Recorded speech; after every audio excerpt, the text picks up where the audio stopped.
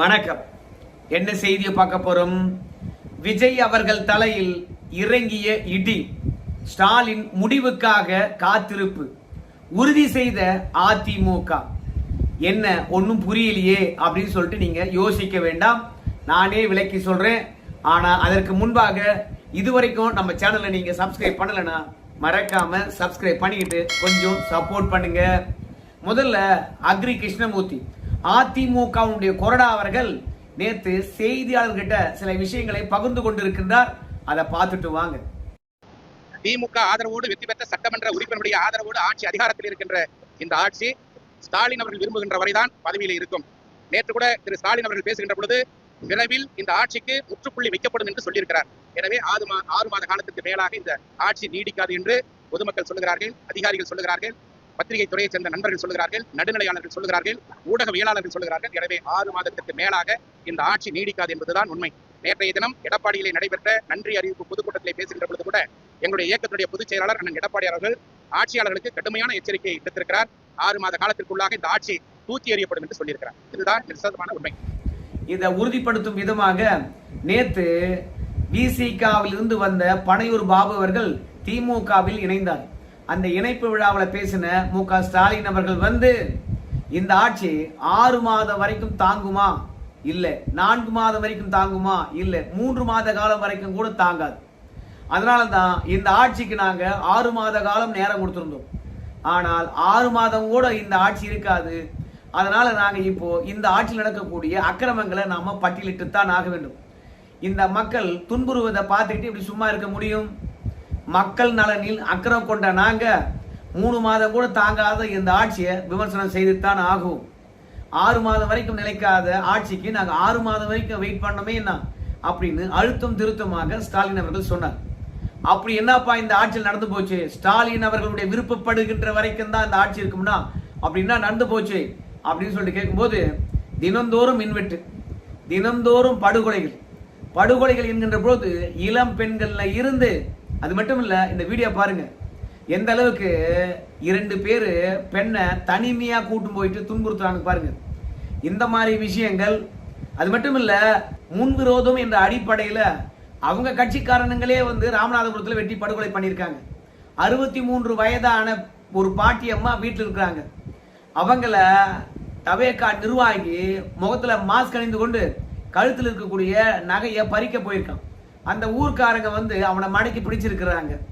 பிறகு யார் என்னன்னு விசாரிக்கிற போது நாகப்பட்டினத்தை சார்ந்த தவேகா கிளை செயலாளராம். கொடுமையா இருக்கிறது. அதிகாரம் வந்த உடனே கைவரிசை காட்ட ஆரம்பிச்சிட்டாங்க போல இருக்குது இந்த தவேகாக்காரங்க. அது மட்டும் இல்ல, வீட்டில் டிவி பார்த்து கொண்டிருந்த 83 வயது மூதாட்டியை கற்பழித்திருக்கின்றார்கள். அதெல்லாம் ஒரு புறம் இருந்தாலும் டாஸ்மார்க் சரக்கு விலையை உயர்த்தி இருக்கிறாங்க இந்த அரசாங்கம். யாராவது ஒருத்தர் அதை பத்தி பேசுறாங்களா? அது மட்டும் கிடையாது, விலையை உயர்த்தி விட்டு இந்த அரசாங்கம் சொன்ன விஷயம் என்ன தெரியுமா? எப்பா இத்தனை நாளும் மாதம் 100 கோடி அளவுக்கு கட்சி நிதியாக போயிட்டு இருந்தது. அந்த கட்சி நிதியானது இப்ப டைரக்டா வந்து அரசாங்கத்துக்கு போகுது. கட்சிக்கெல்லாம் அந்த 100 கோடி வேண்டாம் என்று சொல்லிவிட்டோம். அதனால வருஷத்துக்கு 1200 கோடி அரசாங்கத்துக்கு நேரடியாக போக போகுது அப்படின்னு சொல்லியிருக்கிறாங்க. அப்போ 100 கோடி மாசம் கடந்த ஆட்சிக்கு போயிருக்கும்ல, அவங்க 100 கோடி வாங்கியிருக்காங்கல்ல பாட்டில் வித்த காசை. அப்போ அவங்க மீது கேஸ் போடுவீங்களா? இல்ல இந்த 100 கோடி மாசமாக கட்சிக்காக போன நிதி என்றால் இப்போ அரசாங்கத்துக்கு திருப்புறீங்க. ஏதாவது கவர்மெண்ட் ஆர்டர் வெளியிட்டு இருக்கீங்களா? இந்த 100 கோடி அரசாங்கத்துக்கு போதுங்க அப்படின்னு சொல்லிட்டு. சரி, இந்த 100 கோடியானது இத்தனை நாளும் ஏதோ ஒரு கட்சிக்கு போயிட்டு இருந்தது. இப்போ இது அரசாங்கத்துக்கு போக போகுது. இந்த 100 கோடி அளவுக்கான பணம் வந்து எங்கிருந்து கறந்திருப்பாங்க? கடைகளை விற்கிறவன் பொதுமக்கள் மத்தியில் இருந்து தானே கறந்திருப்பான். அப்போ இந்த 100 கோடி இப்போ பொதுமக்கள் தலையில் தானே விடியும். அப்போ நீங்க என்ன பண்ணலாம்? ஏன்பா இத்தனை நாள் 100 கோடி ஊழல் பண்ணியிருந்தாங்க, அந்த 100 கோடி வேண்டாம், அதனால பாட்டில் விலையை நீங்க குறைச்சி கொடுங்க அப்படின்னு சொல்லலாம் இல்ல? ஸோ மொத்தத்தில் பாட்டில் விலையை உயர்த்திட்டாங்க. ஆனா இவங்க என்ன சொல்ல வராங்கன்னு கேட்டீங்கன்னா, இது கட்சிக்கான நிதியா இருந்தது, இப்ப நாங்க கவர்மெண்ட்டுக்கு திருப்பி இருக்கிறோம் அப்படின்னு திசை திருப்புறாங்க. இப்ப பீர் பாட்டிலா இருந்தா ஒரு கேஸுக்கு 40 ரூபாய், ஆட் சரக்கா இருந்தா 90 ரூபாய், ஒயினா இருந்தா ஒரு கேஸுக்கு 20 ரூபாய் ஏற்றி விட்டாங்க. ஏன்னா எப்படியா இருந்தாலும் விஜயபுரவுடைய பிறந்தநாள் விழா இந்த ஜூன் மாசம் 22ஆம் தேதி வருது. அதற்குள்ளாக பெண்களுக்கு 2500 ரூபாயாவது கொடுத்துடணும். இல்லைன்னா இந்த அரசாங்கத்தை எவனுமே மதிக்க மாட்டான். அதனால டாஸ்மார்க்ல கை வச்சாதான் யாரும் எதிர்ப்பு தெரிவிக்க மாட்டாங்க. நீங்க மின் கட்டணத்தை உயர்த்தி பாருங்க, கத்துவாங்க. பேருந்து கட்டணத்தை உயர்த்தி பாருங்க, கத்துவாங்க. ஆனா டாஸ்மார்க் குடிகார பையாம எவ்வளவு காசு உயர்த்தினாலும் சரி கண்ணை மூடிட்டு தரமற்ற சரக்க வாங்கி குடிச்சிட்டு போயிட்டே இருப்பான். அதனால எப்பவுமே சரி மத்திய அரசாங்கமா இருக்கலாம், மாநில அரசாங்கமா இருக்கலாம், எல்லாமே போதை வஸ்துல தான் கை வைப்பாங்க.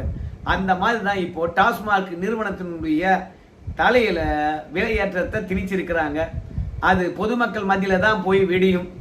அதாவது எங்க விலை உயர்வு இருந்தாலும் சரி அது சாமானிய மக்களை நேரடியாகவோ மறைமுகமாக பாதிக்கும். ஆனா விலை ஏற்றிட்டு எப்பா இது ஊழல் பணம்பா, கட்சிக்கு போயிருந்ததுப்பா, அதை இப்போ நாங்க அரசாங்கத்துக்கு திருப்பிட்டோம்பா, நாங்க நேர்மையா ஆட்சி செய்யறோம்பா அப்படின்னு ஸ்டிக்கர் ஒட்டி கொண்டு இருக்கின்றார்கள். இது ஒரு பக்கம் இருக்கின்ற போது நம்ம லீமா ரோஸ் தெரியுமா, லாட்ரி மார்டினுடைய மனைவி, அவங்க அண்ணன் போதைப் பொருள் கடத்தின வழக்குல சிக்கி இருக்கின்றான். ஆதவர்ஜுனா மனைவியும் இந்த வழக்குல சம்பந்தப்பட்டிருக்காங்க. லீமா ரோஸ் அதிமுக எம்எல்ஏ அவங்களும் சம்பந்தப்பட்டிருக்காங்க.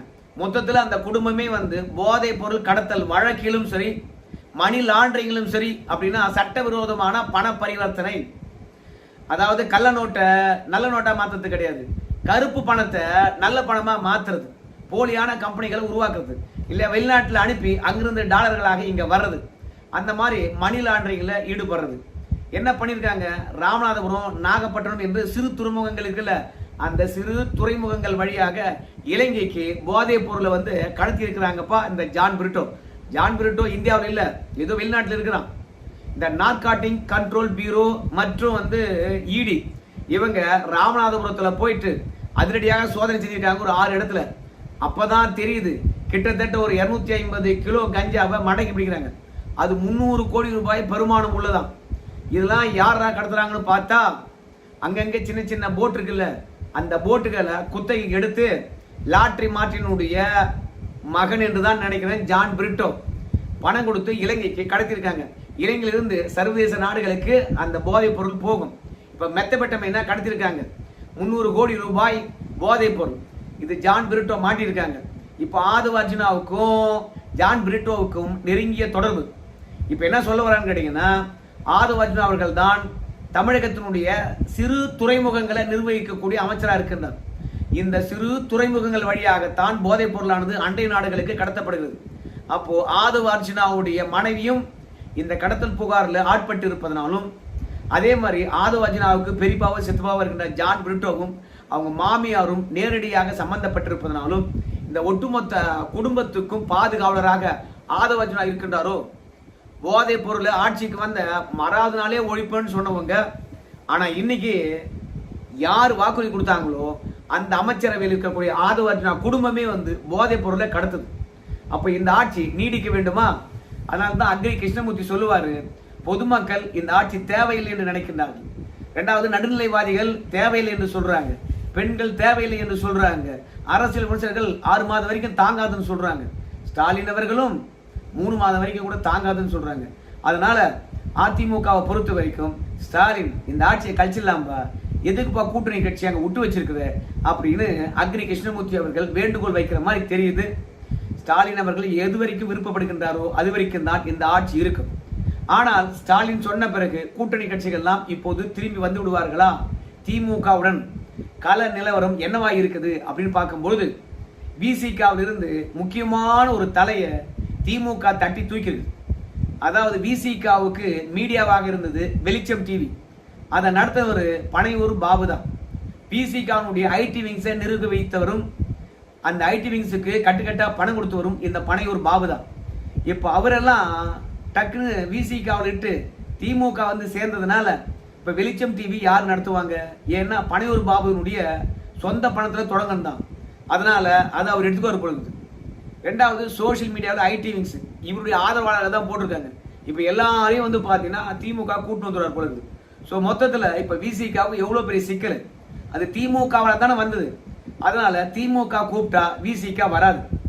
ஆனால் அமைச்சராக இருக்கக்கூடிய வன்னியரசு அவர்கள் திமுக ஆதரவாளர். எங்க போனாலும் திருமாவளவன் அவருடைய புகழை பாடுறாரோ இல்லையோ, ஸ்டாலின் புகழை அனுதினமும் பாடிக்கொண்டிருக்கின்றார். ஏதோ திமுக காரனாக இருந்து அமைச்சரவை இடம்பெற்ற மாதிரி வன்னியரசு அவர்கள் திமுகவுக்கு நற்சான்றிதழ் கொடுத்திருக்கின்றார். அதனால திருமாவளவனே வந்து வன்னியரசு நீ அமைச்சராகவே இருப்பா அப்படின்னா, ஆஹா திமுக தலைவர் கூப்பிடுறாரு நான் போறேன் அப்படின்னு வந்தாலும் வருவதற்கான வாய்ப்பு இருக்குது. இரண்டாவது, கம்யூனிஸ்ட் கட்சிகள் என்னப்பா மக்களால் தேர்ந்தெடுக்கப்பட்ட ஒரு அரசாங்கம் 1,75,00,000 மக்கள் ஆதரித்திருக்கின்றார்கள். திடீர்னு பொறுப்பற்ற தனமாக 3 மாசம் தான் இந்த ஆட்சி நீடிக்கும் அப்படின்னு எடப்பாடி பழனிசாமியும் ஸ்டாலினும் சொல்றாங்கன்னா அது அவங்க செய்கின்ற தவறு.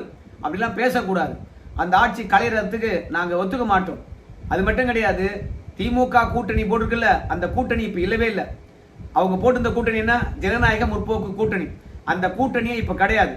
அந்த கூட்டணியே இல்லாத பொழுது நாங்க எப்படி திமுக கூட்டணியில் இருப்போம்? நாங்க திமுக கூட்டணியில கிடையாது. ரெண்டாவது, ஸ்டாலின் அனுப்பிச்சு தான் நாங்க தவேகாவுக்கு ஆதரவளித்திருக்கோம் சொல்றாங்க தெரியுமா? அது தப்பு.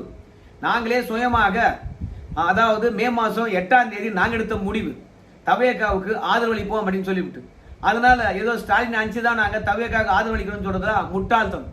அதனால எடப்பாடி பழனிசாமி ஸ்டாலின் அவர்கள் தங்களுடைய செயலை திருத்திக் கொள்ள வேண்டும் அப்படின்னு மார்க்சிஸ்ட் கம்யூனிஸ்ட் கட்சியானது என்ன பண்ணிட்டாங்க, தவேகாவுக்கு தந்த ஆதரவை நாங்க திரும்ப பெற மாட்டோம்.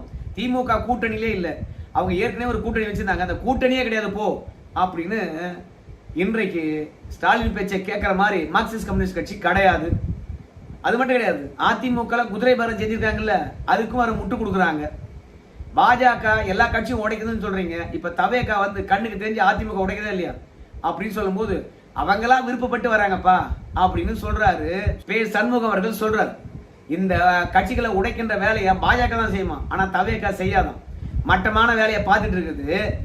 ஒரு பாரம்பரியமிக்க கட்சியை உடைக்கிறது, எம்எல்ஏக்களை விலை பேசுறது, குதிரை பேரத்தையும் அதே மாதிரி சோப்பா மாடலையும் தமிழகத்துக்கு அறிமுகப்படுத்தின இந்த ஆட்சிக்கு முட்டு கொடுப்பாங்களாம் கம்யூனிஸ்ட் கட்சிகள். சரி, இந்திய கம்யூனிஸ்ட் கட்சி அவங்களை பொறுத்த வரைக்கும் முன்னாள் இந்திய கம்யூனிஸ்ட் கட்சியினுடைய பொதுச் செயலாளர் முத்தரசனை பொறுத்த வரைக்கும் தவேகா ஆட்சிக்கு அனுபவம் இல்லை, அங்க இருக்கின்ற தலைவர்களுக்கு அனுபவம் இல்லை, அவங்கெல்லாம் பெரிய ஆளுமை மிக்கவர்கள் சொல்ல முடியாது. விஜய் வந்து எடப்பாடி பழனிசாமி மற்றும் ஸ்டாலினுடன் ஒப்பிடக்கூடாது. ஸ்டாலினும் எடப்பாடி பழனிசாமியும் 50 ஆண்டு கால அரசியல் தலைவர்கள், அவங்களுக்கு எல்லாமும் தெரியும்.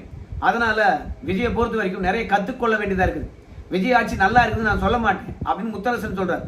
ஆனா வீரபாண்டியன் அவர்களை பொறுத்த வரைக்கும் என்ன சொல்றாருன்னு கேட்டீங்கன்னா, திமுக பக்கம் இருக்கிற மாதிரி தான் தெரியுது இந்திய கம்யூனிஸ்ட் கட்சி. ஆனா அவர் சொல்லுவதை பார்க்கும்போது இந்த ஆட்சி களைவதற்கு நாங்க ஒத்துக்க மாட்டோம் அப்படின்னு சொல்றாங்க. காங்கிரஸ் சொல்லவே தேவையில்ல, மல்லு கட்டுறாங்க திமுகவுடன். அதனால எப்படி தவேகா ஆட்சிக்கு நீங்க போய் ஆதரவளிங்கப்பா, அது உங்க கட்சி, நீங்க முடிவெடுத்துங்கப்பா, நாங்க சொல்ல வேண்டியது கிடையாது அப்படின்னு வழி அனுப்பி வச்சார் தெரியுமா ஸ்டாலின். அந்த நேரத்தில் இருந்த சூழ்நிலையும் இன்னைக்கு இருக்கின்ற சூழ்நிலையும் வெவ்வேறாக இருக்கிறது. ஏன்னா ஆதவர்ஜினா சும்மா ஆளே கிடையாது, அவன் கையில பணம் இருக்குது, யாருக்கு வேண்டுமானாலும் எவ்வளவு வேண்டுமானாலும் வாரி இறைப்பான். அதனால திமுக கொடுக்கின்ற காசுக்கு மீண்டும் கம்யூனிஸ்ட் கட்சிகளை பொறுத்த வரைக்கும் ஜாலரா போடாது. 25 கோடி ஏற்கனவே வாங்கினீங்களே என்னாச்சுன்னு கேட்கும்போது திமுக காரங்களுக்கு தான் செலவு பண்ணோம், அவங்க தானே வேட்பாளர் நிறைய பேர் நிக்க வைக்கிறாங்க, அவங்களுக்கு தானே பிரச்சாரத்துக்கு போறோம், அதனால அவங்க கொடுத்த 25 கோடியும் அவங்க தேர்தல் செலவுக்கு தான் கொடுத்தாங்க, அவங்களுக்கே நாங்க செலவு பண்ணிட்டோம் அப்படின்னு கணக்கு எழுதுறவங்க தான் கம்யூனிஸ்ட் கட்சி. அதனால ஆதவர்ஜினா வந்து எப்படி கவனிக்கணுமோ அப்படி கவனிச்சிருவாரு. அதனால கம்யூனிஸ்ட் கட்சி வராது. விசிகாவில இருந்து ஆட்களை திமுக தூக்குறதுனால விசிகாவும் வந்து பாத்தீங்கன்னா வெளியே வராது. மொத்தத்துல காங்கிரஸும் வராது. ஐயுஎம்எல் பொறுத்த வரைக்கும் நாங்க திமுக கூட்டணியிலே கிடையாது.